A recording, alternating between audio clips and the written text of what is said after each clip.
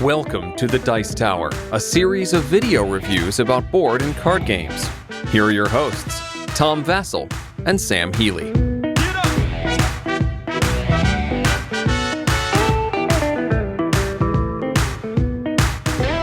Hey folks, I'm Tom Vassell. I'm Z Garcia. Hello, everybody. Sam Healy. What's up, folks? Today we're taking a look at a game called Legacy of Dragonholt. This is a game that uses the Oracle system, but as far as I can tell, it's the only game to use the Oracle system. That just means they're going to come out with more of them. So far, yeah. Yes.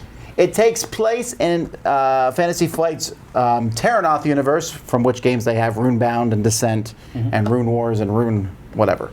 Okay. This game is Rune whatever is their newest one. This game is a pseudo role-playing game experience. It's a choose-your-own-adventure with a little bit more thrown in. At the beginning of the game, you are going to read the rule book. It says read me first. It's a very simple rule book, and it's basically going to instruct you to find a character guide, and you're going to create a character in this game. Okay. You're going to pick a class and a race, so you might be a dwarf or an elf or a gnome, and a knight, a sage, a wildlander, whatever your class is, and that will allow you to pick from several skills. You'll make a character sheet. You'll write your name, you'll write the skills that you have picked on your sheet, maybe a few starting items, your stamina, which counts as your hit points, and you begin. You start on this book here called Two New Roads. In this book you start in the first paragraph and you read it, and it will offer you choices. And one person in the party will make a choice. Sometimes there's two choices, sometimes there's six. Sometimes a choice requires a certain skill to be able to use it. It might say you need archery to use this choice. And then you go there and read that. Sometimes things will make you lose stamina. If you lose too much stamina, you can start losing your skills and stuff. But you don't really lose or win this game. You just get to a destination, which is eventually going to be this big book here, Dragonholt Village, which might send you off on other quests, like the Crypt of Carthun, or Sliver of Silver, or Terror on the Prairie.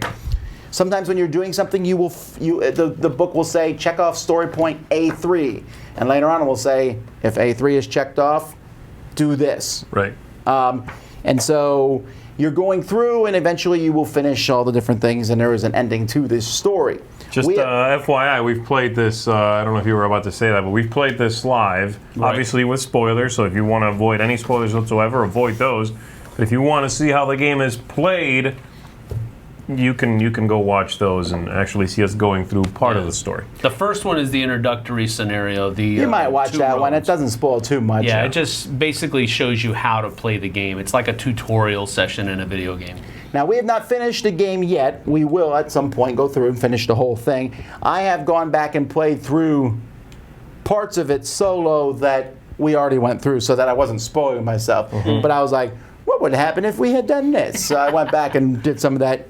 This is definitely a game you can play by yourself. And while the game could take 40 hours probably with a group of people, I think easily, with by yourself, you probably could do the whole thing in 6 hours. Because you can just read fast to yourself, and there's a lot of reading in this game. So let's start with, what is this game? Like, is it just choose your own adventure? Well, I think it's a choose-your-own-adventure game with stats. Yeah.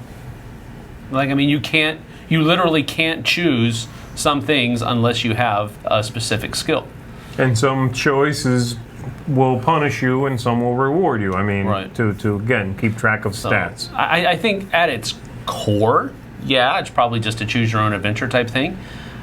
But I think they've added a lot of other things to it to make it a little bit more than that. I'm not so sure that if you're an RPGer that you're going to dig this. I don't know. I don't think so. Because, I mean, really, this is, one of the things about RPG games is that dice rolling aspect, and it's that tactile experience that is definitely not in this. I mean, you roll no dice whatsoever. So I don't know that. I mean, I think some RPGers will like it because it's the story aspect that a lot of RPGers are enjoying, but it's definitely lacking that. I mean, if you don't have, like sometimes in an RPG you want to try something, and sure, you may not have that skill, or you might not have that ability, but you still can roll that die.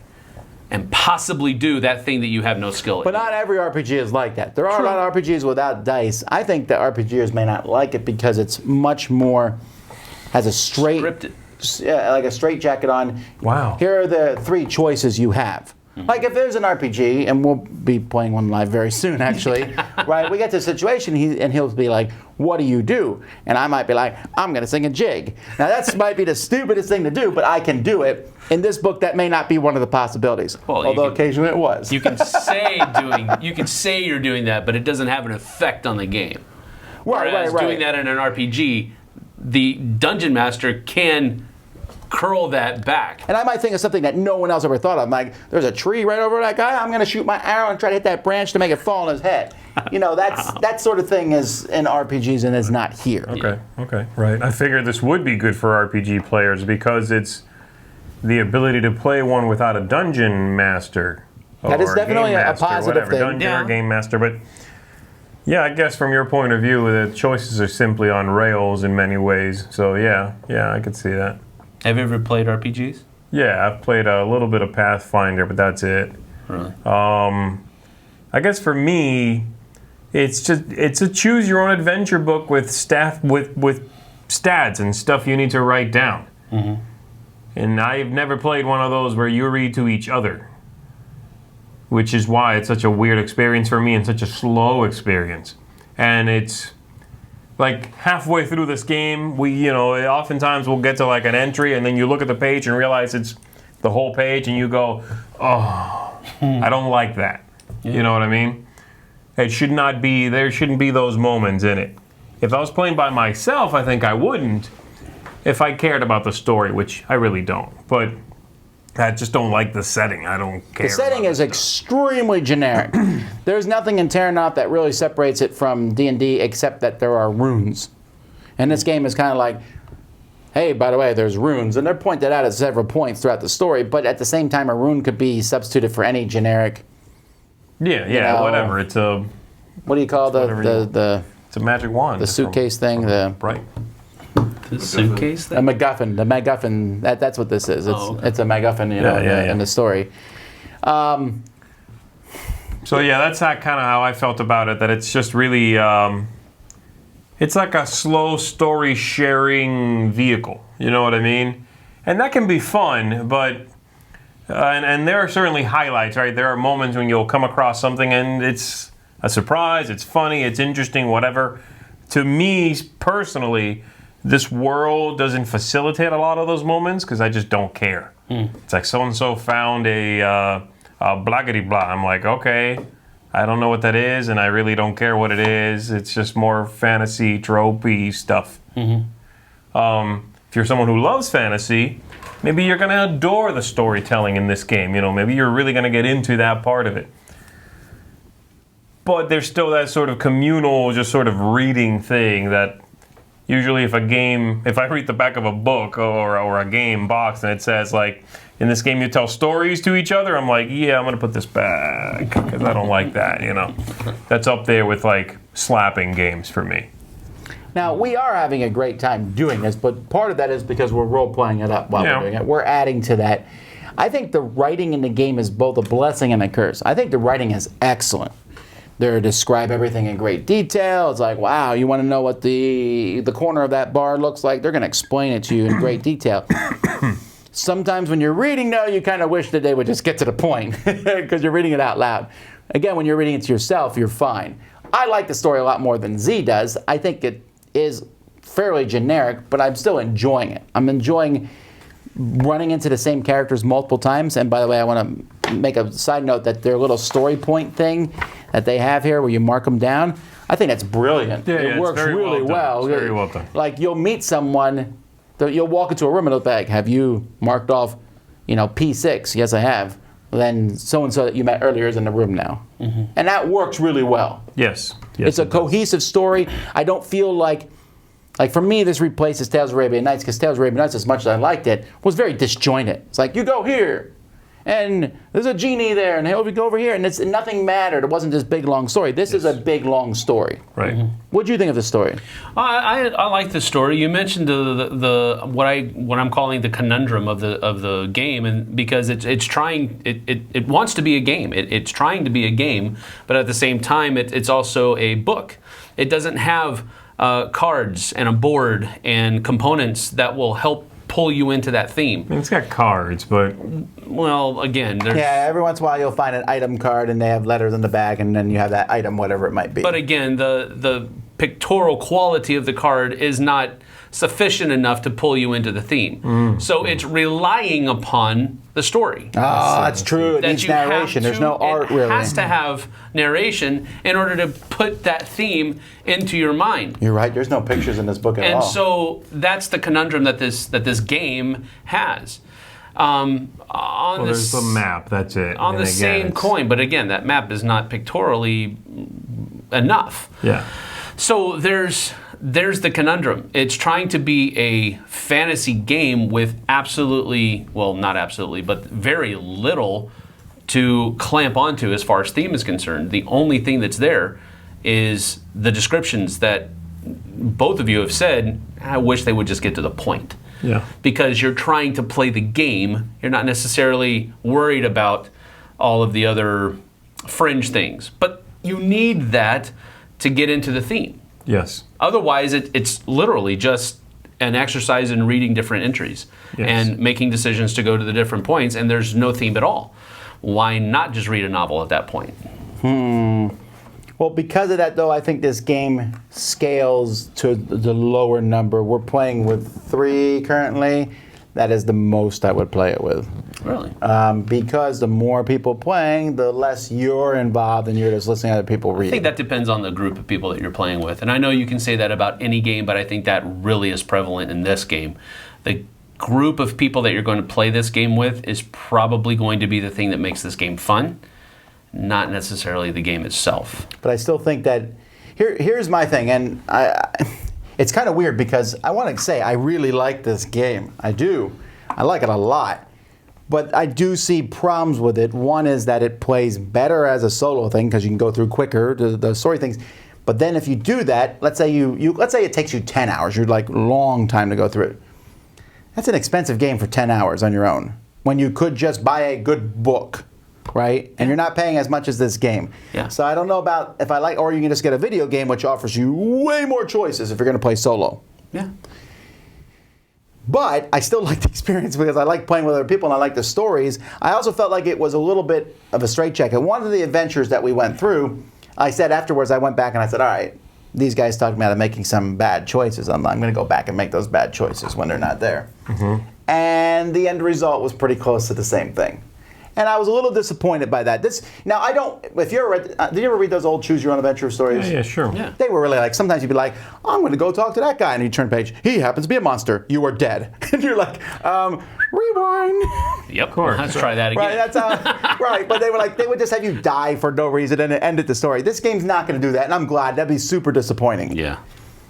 But I wouldn't mind if sometimes like we met someone and we didn't. They're like, all right, well, from now on, you can't visit this location anymore for the rest of the game because you ticked off the captain of the guards or whatever. Mm-hmm. And maybe that's in here yet, but we have not found that. We found that you can pretty much do what you want. And the next time we go through an adventure, I'm making every poor decision I could think of because why not? I want to see what happens. He doesn't get to make any more decisions. No, that's fine with me. I think that's good.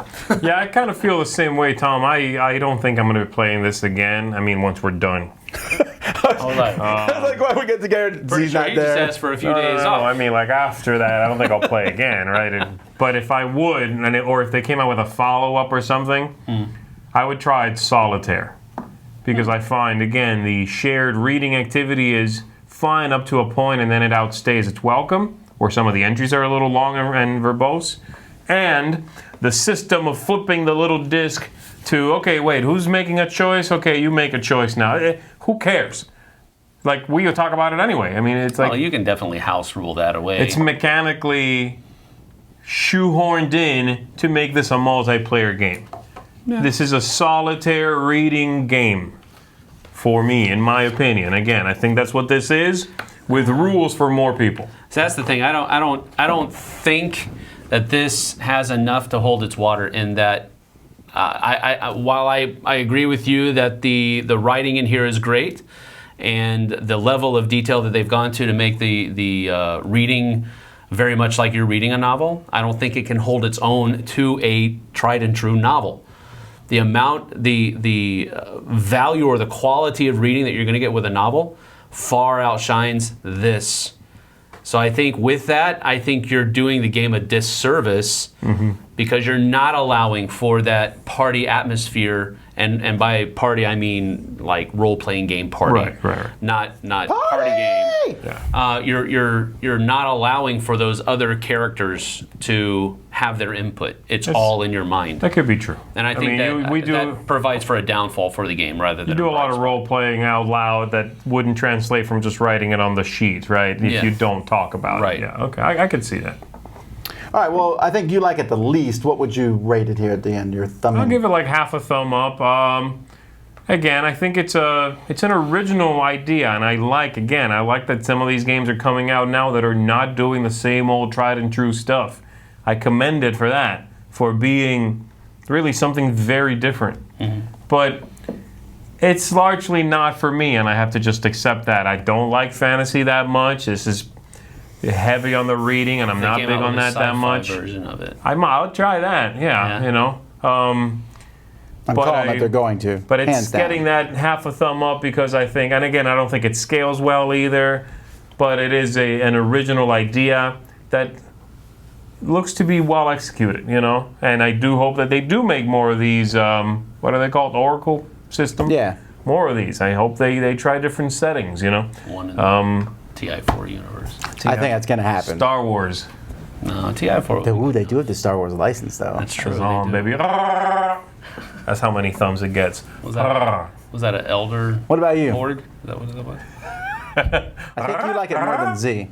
I do enjoy it more than Z. Like I said earlier, I don't think it's going to be a whitewash where it completely wins over a bunch of RPG players. I think if you're in a certain kind of RPG group where you guys really put a lot of emphasis on the story and not just the rolling of the dice and not just how well you've put your characters together, but it's more about the experience of playing with one another, then yeah, this might be down your alley because that's where this game resides. It is more about the storyline of the people in it than it is about using the proper skill at the proper time, because you talked about how going through and the decisions that you make, they affect the trail that you take to get there, but ultimately you're probably, at least our experience so far, you're probably going to get to the same point. Right.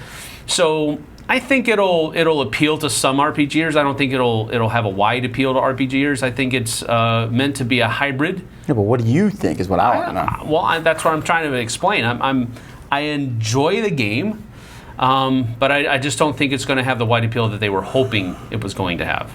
I like it. I enjoy it. I like when, I mean, you were talking about how you get to one of those entries and it's like the whole page. I'm like, yeah. I'm like, let's get into it. I like reading that way. You don't.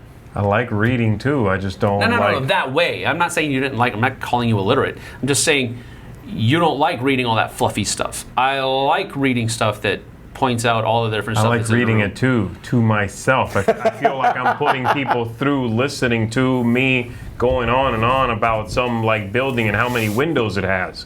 Yeah. I enjoy reading that to myself. That's the thematic inclusion, though. You have to. Yeah, I don't know, though. I think they could have cut some of that. At some point, they're like, and over here, there's, flowers over them. I don't really care. Let's just get to the, just tell me what I need to know. Like, there's a balance between... But maybe you do need to know that stuff. But so far, we have found that we do not. Maybe we do. All right, well, we'll see. Well, what's your I think there's some details that I think you guys have maybe glossed over that are going to come back and play a bigger role later on.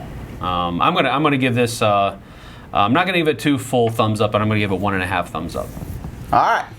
I will also give it 1.5 thumbs up. I like it a lot. I think that there are problems with the system, like I said, but there's a couple of things I really like. First of all, I think it's very family friendly. Yeah. I really appreciate that. Yes, we ran into a bar brawl, right, and stuff. Story time in Dragonholt. But it's been very, very tame. I mean, even the deaths that have occurred have been fairly, with the one exception. But I mean, there's not gore and blood and stuff in this thing. It works well in that regard, and I think this will be a fun one to play with my family, although I suspect that I may end up doing all the reading.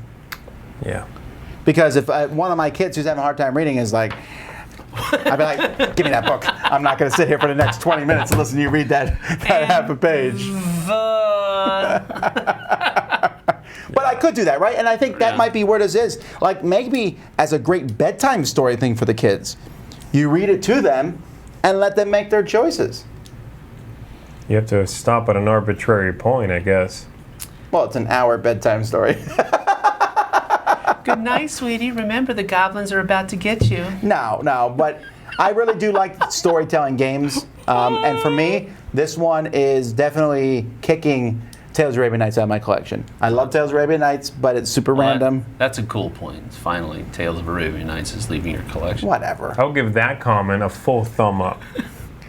You guys sick of me. Anyway, hopefully for me, I was talking about this is not for everyone, for sure. Yeah. But I think some people are really going to like it, and some people won't even mind the fact that it is pricey for the solo thing, and a lot of people are really going to like that aspect of it too. Yeah. If you're still not sure, like we said, we played it live. That's a good way to find out what you'll think of it. Even if you watch the first one, it will only spoil the very beginning, and you know, it's not that big of a deal.